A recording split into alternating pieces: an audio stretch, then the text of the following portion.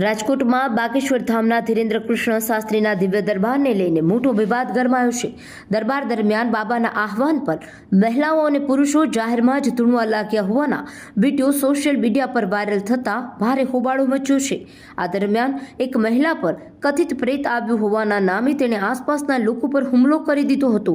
કાયદો અને વ્યવસ્થા જોખમાય તેવી સ્થિતિ છતાં બાબા મંચ પરથી મૂક પ્રેક્ષક બનીને આ દ્રશ્યો જોતા રહ્યા હોવાના પણ આક્ષેપો સાથે સોશિયલ મીડિયા પર ભારે ચર્ચા જાગી છે। આ ઘટના સામે હવે વિજ્ઞાન જાથા સરેઆમ મેદાનમાં આવ્યું છે। વિજ્ઞાન જાથા દ્વારા રાજકોટ પોલીસ કમિશનરને લેખિતમાં ફરિયાદ આપી કાયદાકીય પગલાં લેવાની પણ માંગ કરવામાં આવી છે।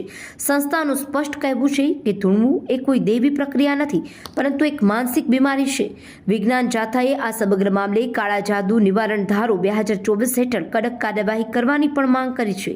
દિવ્ય દરબારના નામે અંધશ્રદ્ધા ફેલાવવાના આ ગંભીર આક્ષેપો બાદ હવે આ કાયદાકીય વિવાદ આગામી દિવસોમાં વધુ વકરે તેવી પણ પૂરેપૂરી શક્યતા છે।